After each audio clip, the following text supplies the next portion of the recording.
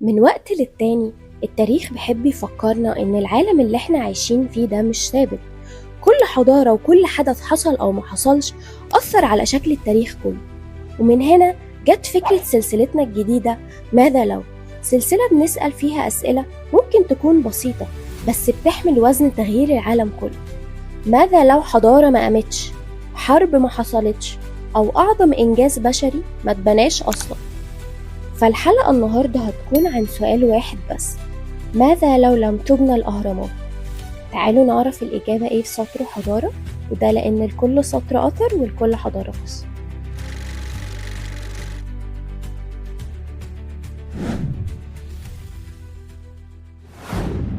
قبل ما نتخيل العالم من غير الأهرامات لازم نفهم أصل الأهرامات نفسها.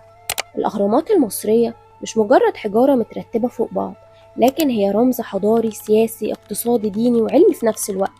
نرجع حوالي 4500 سنة إلى عصر الدولة المصرية القديمة، العصر اللي بدأ فيه المصري القديم يبني قصة خلوده على الأرض، وبدأت الأسرة الرابعة بالظهور ومعاها الأهرامات اللي غيرت مفهوم البناء البشري كله. أول هرم اتبنى كان هرم زوسر المدرج في سقارة على يد المهندس العبقري محوتب. الهرم ده يعتبر أقدم مبنى حجري ضخم في العالم، وكان ثورة تحويل المقابر الملكية من مصطبة عادية لهرم متدرج. والمهندس اللي صمم الهرم ده كان شخصية غير عادية في التاريخ المصري القديم، لأنه كان مش بس مهندس، لكن كان عالم وطبيب وكاتب ووزير كمان، وبعض الباحثين اعتبروه أول مهندس معماري في التاريخ. بعد كده جه الملك سنفرو وحاول يوصل للمثالية في البناء الهرمي عبر تجربته مع الهرم المنحني والهرم الأحمر، لحد ما وصل المصريين إلى هرم خوفو في الجيزة، وهو الهرم الأكبر اللي بيعتبر أعظم وأضخم هيكل حجري في العالم، وارتفاعه يصل لحوالي 146 متر، ووزن كل حجر فيه يصل للأطنان، وبأكتر من 2.3 مليون حجر مستخدم في البناء. الهرم مش مجرد مقبرة، هو رمز القوة والسياسة للمملكة، ووقتها الملك كان يعتبر وسيلة الربط بين البشر والآلهة. فالملك بعد موته كان لازم يكمل حكمه في العالم الآخر، ومن هنا جت فكرة الهرم كرمز للخلود. بعد الهرم الأكبر الهرم خوفو في هضبة الجيزة في هرمين كبار كمان معاه. أول هرم وهو هرم خفرع، الهرم اللي بناه الملك خفرع ابن خوفو، وهو الهرم اللي بيظهر معاه تمثال أبو الهول، لأن التماثيل كانت جزء من المنطقة اللي اتشيدت حواليها الأهرامات. بعد كده الهرم التاني وهو هرم منقورع اللي معروف باسم منقرع، أصغر الأهرامات الثلاثية في الجيزة، واللي اتبنى للملك منقورع. عملية بناء الأهرامات كانت واحدة من أعقد عمليات البناء في التاريخ القديم. المصريين القدماء ما استخدموش الآلات الحديثة، لكن استخدموا تصميمات هندسية دقيقة جدا لتوجيه كل حجر في المكان الصحيح. كان في علم بالرياضيات والفلك في تحديد اتجاه الجدران لجهات البوصلة، وكانوا بيستخدموا أدوات قياس بدائية لكنها فعالة وفيها دقة عالية جدا في الزمن ده. التنظيم كان جزء أساسي من البناء، لأن المشروع ما كانش حركة عشوائية، لكنه نظام عمل محكم جدا، من توفير المواد الخام لعمليات قص ونقل آلاف الحجارة من محاجر بعيدة، وترتيب العمال في فرق، وتقديم مواد غذائية ليهم. كانت الدولة بتدير كل ده من خلال نظام إداري قوي جدا قدر ينظم موارد بشرية ضخمة على مدى عقود طويلة. الهندسة دي مش معجزة، لكنها إثبات لقدرة الإنسان على تنظيم العلم والعمالة لتحقيق هدف يبدو مستحيل. العملية كلها كانت معقدة جدا. المصري القديم كان محتاج يحسب كل زاوية، كل كتلة، كل خطوة في النقل. العلماء لاحظوا إن دقة البناء انحراف أقل من نص درجة، وده يدل على مستوى فهم متقدم جدا للرياضيات والهندسة في الوقت ده. طب ليه المصريين بنوها أصلا؟ مش بس للدفع، لكن كرمز لقوة الدولة وإظهار قدرة الملك على السيطرة على المجتمع وإدارة آلاف العمال في مشروع ضخم مستمر لسنوات. الأهرامات كانت جزء من عقيدة الخلود، ووسيلة لضمان استمرار النظام الكوني المعروف بمعا اللي شرحته في فيديو حقائق عن القدماء المصريين. النظام اللي كان بيهتم بالمحافظة على التوازن بين البشر والآلهة. كل حجر، كل زاوية كان ليها معنى رمزي بجانب وظيفته العملية. الأهرامات مش بس رموز سياسية ودينية، لكن كمان اقتصادية.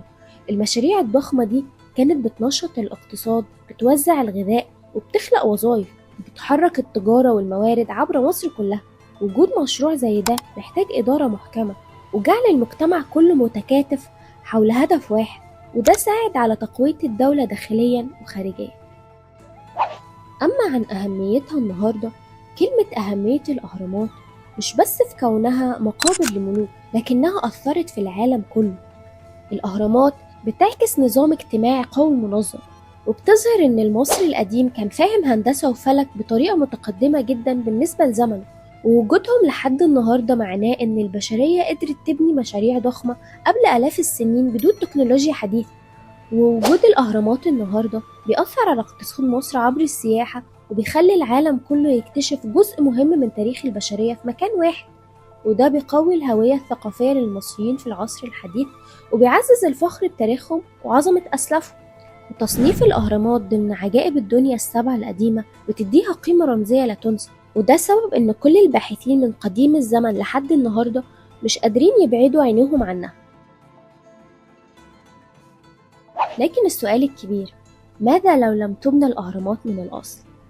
لو الأهرامات ما كانتش موجودة، الحضارة المصرية هتكون صورة مجردة في التاريخ، بدون رمز يوحد قوة الدولة ويظهر براعتها الهندسية والعلمية.